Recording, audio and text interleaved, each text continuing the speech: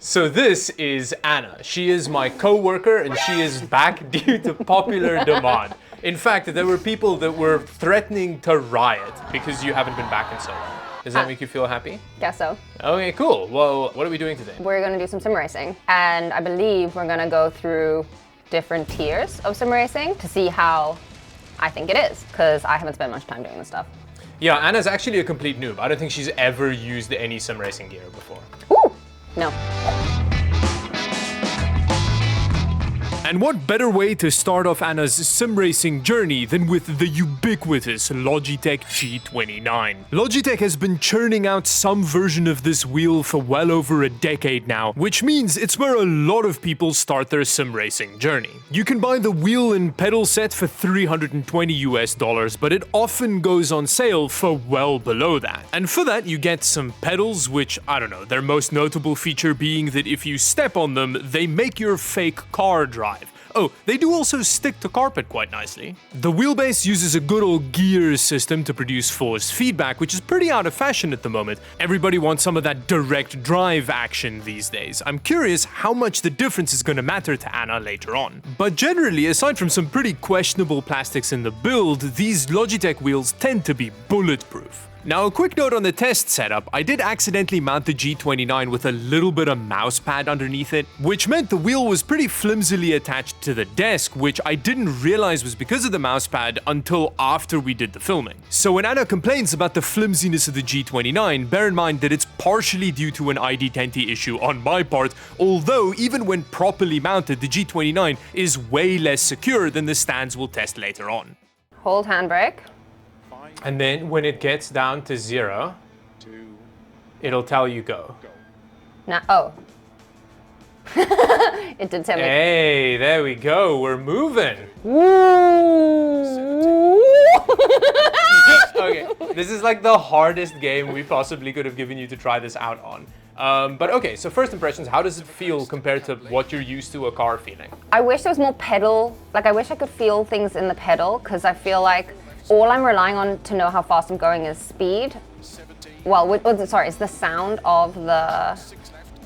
Oh, like in terms of revs and stuff? Yeah, whereas I feel like I usually drive with a lot of feedback based off of my foot, maybe? Okay, interesting. This is also the first one that you're trying out, so it'll be interesting to see how the other ones compare. But I like the fact that there is resistance and like feedback in the steering wheel, not handle. It still looks very slow. It does look very slow, but the engine's going fucking crazy.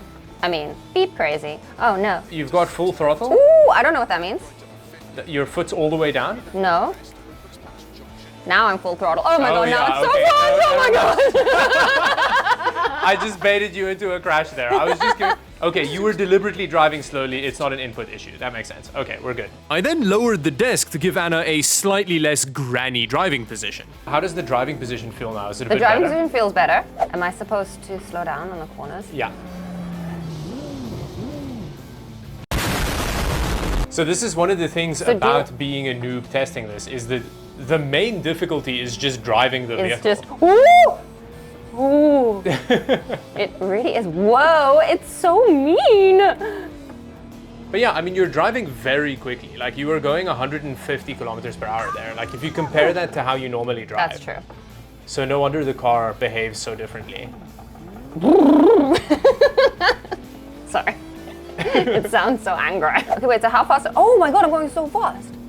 Yeah, it doesn't convey a sense of speed nearly in the same way as driving a real car does. Hey, but I did a corner. Yeah. And I didn't crash. Nice, look at that. There's a really scary corner coming up.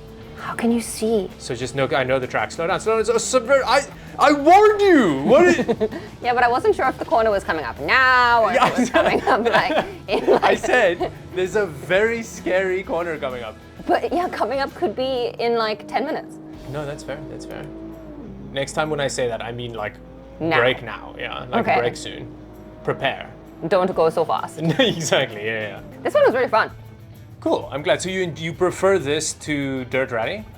I think so. Oh, okay.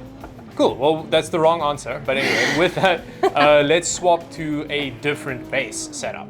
Next, we're not only upgrading from a gear-based system to a direct drive one, we're also throwing a stand into the mix. Now, before we get to the stand, the wheelbase I'm using is a Moza R5, which again not only steps us up to direct drive, it's actually a much more powerful base. The G29 can only provide a paltry 2.3 Newton meters of force feedback, whereas the Moza R5 can do 5.5. In terms of pedals, the setup's using Moza's SRP light pedals with the performance kit upgrade for the brake, which makes the brakes feel way better. In terms of price, the Moza R5 bundle steps it up a little bit, coming in at $400 currently, with $30 for the brake upgrade. But we also need to take into account the price of this next level racing light 2.0 stand, which cost $180, which means the total of this setup is about double that of the Logitech one we started with. And on the note of this stand, I really don't like this stand. I bought it about 6 months ago because it's lightweight and easy to put away. But not only is it pretty flimsy when you're really racing on it, but its wheelbase adjustability is also hilariously terrible. How is straight out towards you the most up angle you can get out of your wheel? It makes no sense. The steering wheel position is so stupid. I know. Can't even like see the buttons. I've been using this stand off and on for about 6 months. I still don't believe that that is the max that it can tilt the wheel up. It's really dumb. There is no mechanism for it down there. Is it possible that I just stalled? No. It's No. Aside from the really stupid position, what are you feeling? It feels way more sturdy. Like, I will say that not having the actual physical thingy move back and forth. Ooh, I mean, I'm just as bad. Okay, that was actually better than the first one. Yeah, you didn't go straight into the tiles. I didn't go straight into the tiles. And granted, I'm like, but okay, the feedback is much more visceral. Oh shit, visceral. If that's the right word, I don't know. Much more like. Blah, blah, blah. Okay, no, visceral is a word. Yeah. I mean, I know visceral, it's a word. Visceral is better than. Blah, blah. It feels way more like legit. Like, this is, I can tell that this is an expensive tool. Well, I mean, I assume it's an expensive tool. Is it more expensive? Yeah, it's a decent bit more. Okay. It's not a huge amount more expensive, but it's a reasonable. It feels more, like, it feels sturdier and more well-made. I don't know. Well, the difference between the two is the Logitech base has like gears in it that make the force feedback happen. They like rub on each other or whatever. Whereas this is just an electric motor that produces the. But that kind of makes sense because it's almost more precise. Okay, so what is it feeling like for you? You need to shift. Oh yeah, nice. I think again it does feel better. It does feel different. It feels more stable. Just again, it's the connection to the actual like table situation. I feel like I'm doing better than I was, she says as she crashes. God damn it. Ugh. But what does the actual like feedback feel like? The feedback also feels a bit more realistic. I don't know if that's just in my head or not, but like I feel like I'm going over more gravel than I like. Yeah. But it's cool. I like it. Our next setup is based around the Logitech RS50 base, which I recently bought because I wanted a direct drive base with native PS5 support. In terms of power, we go from 5.5 to 8 Newton meters, and in terms of pedals, I went with Logitech's G Pro pedals, which come with a proper load cell on the brake, which unlike the sensors in the previous brake pedals, doesn't measure travel distance of the pedal, but how much force your foot places on it. The stand is another big upgrade going to Next Level Racing's Not Light Stand 2.0, which is much sturdier with way better wheel adjustment, but that huge jump in sturdiness comes at the cost of it weighing as much as mercury. This thing is a blown out rectum waiting to happen. And in terms of price, we're again doubling it over the previous setup. Oh, and Anna also gets a chair upgrade. Very nice. First off, what do you think of the seating position? You have an upgraded chair. Much better. Okay. I feel like, okay, obviously a car seat wouldn't go back like that, but position-wise of my body and arms, it feels better. It feels more realistic. Oh yeah, handbrake is this button, R2. Okay. So hold the handbrake and then rev. Okay, 5, 4, oh my gosh, poor car. Woo! All right, nice. Okay, this feels different. This feels really good. I prefer this one to the Moza one. There's more feedback, there's more engine feedback. So there's not just the road feel, but I feel like I can feel the engine revving more. So that's why I made you do the rev thing, so that you can, because you can feel the whole stand vibrate with the engine. There's also, I feel like the steering wheel is actually fighting me more, which is a bit more realistic instead of, oh, I guess there's just more resistance in the steering wheel, which feels cool. Why does this feel so much better? So what do you feel about the pedals? Do you have any thoughts on how they feel compared to the other sets you've used? You mean like the foot pedals? Yes. They feel, yeah, I like them more because there's somehow like, this corner gets me every time. Yeah, you really got to slow down for it. There's more feedback. I like the feedback that comes through them, but they also feel very sturdy, like more like a realistic car pedal, like actual metal. By feedback, do you mean resistance, or do you? Yes, resistance. Okay. So I don't mean the like, I guess that's also feedback.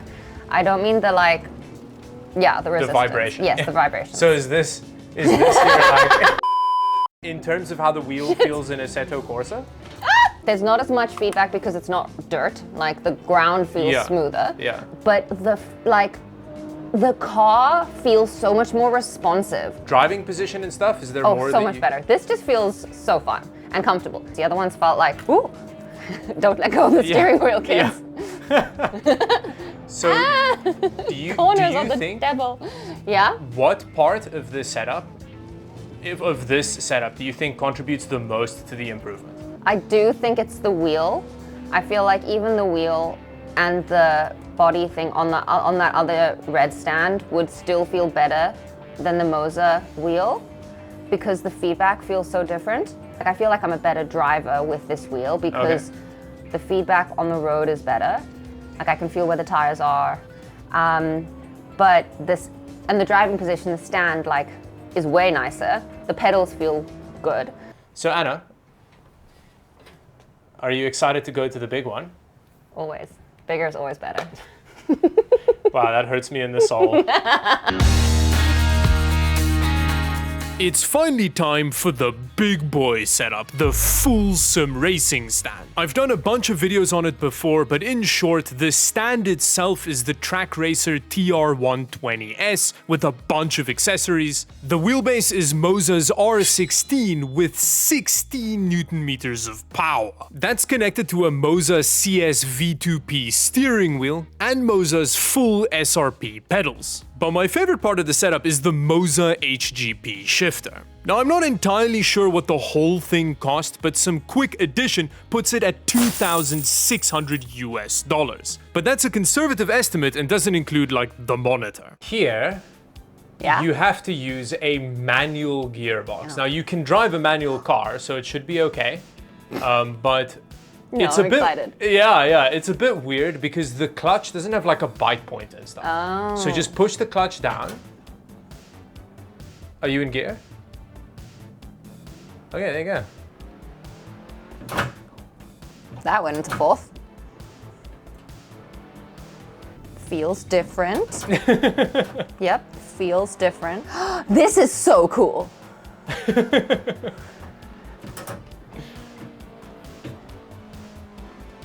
I'm better at this one.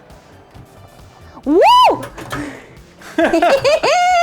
Having a gear thing is so cool. Yeah. This feels so much more refined than the other ones, which I guess it is. It's probably 10 times more expensive. Hey. Woo! And the feedback is good. Like, okay, and I don't mean pedal feedback. In the steering wheel. Yeah, I can feel the bumps in the road more.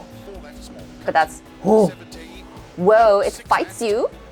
Yeah. Oh, she's spicy.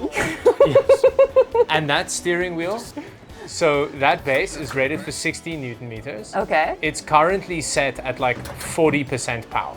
Whoa. Because And I that's feel like how I'm strong fighting it it. is. Like my forearms are tired already. Yeah.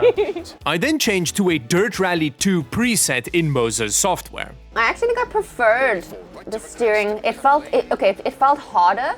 Like, and I guess because you're having to move through so many more windy roads and stuff, it's better that it's a lighter steering now. before it felt like it was fighting me a little bit more. Okay. Although it's fighting me a little bit more now. Ooh, but it's so bumpy, but in a good way. Like, again, you can really feel like you're driving over the road. But it's a more refined bump than I'd say the first Logitech one was. Because I think part of the bumpiness of the first Logitech one was also just like it bumping on the table. Yeah, whoa. And with that, Anna gave her final breakdown of how the four setups compared. I have expensive taste. Okay. Clearly, because this one and the previous one were the best. So in terms of like positioning, the last two were so good. Like body positioning, you feel like you're sitting in a car. So I'm going to quickly interrupt you. In terms of the seating position, how much of an upgrade do you think having the full stand is over the like half stand with the normal chair? It's more immersive, but I'd say like the law of diminishing returns really does apply. Okay. Like, I think that having your arms and like legs in a reasonable position is good enough. It doesn't have to be perfect. So you don't have to be like lower set and stuff as well. So long as your arms feel like it's more like how you're driving. Okay. So, and I feel like you could replicate that on a stand. There is something really satisfying and cool about being more at eye level. So you would say in terms of stand, the biggest jump for you was going to this one over here, yes. to the Logitech. Yeah. And Anna also picked up on what is, according to high-level drivers, one of the most important elements of having a rig. The pedals are also flat. Yeah. So you don't, like when you drive a car, your feet are at a slight angle up anyway. They're not flat. Yeah. So that's a little bit less like realistic. And the thing is, you weren't braking particularly hard. With these, when you're busy racing, you really stomp on the brake pedal. And having it on the floor, it's like it moves around a lot. So that's one of the big upgrades for braking, is that moving to where it's actually mounted to a stand, because there's a lot of muscle memory involved with learning braking patterns around a track, and you can't build that muscle memory on like a sliding around thing on the floor. That makes sense. But yeah, okay. So Cool. all in all, have you been enjoying your sim racing hobby? Honestly, more than I was expecting to. Okay. I mean, you've been going on about it for so long. Yeah. And I was like, but it was really fun. And especially getting to use like the proper equipment. I mean, not that I've ever really used like the bad stuff, but like it's really, really cool. It's really fun. Which brings us to the end of the video. Thank you very much for watching. Let us know what your experiences are with this kind of hardware down below. Subscribe on your way down there, and until the next video, thank you for watching. Bye-bye.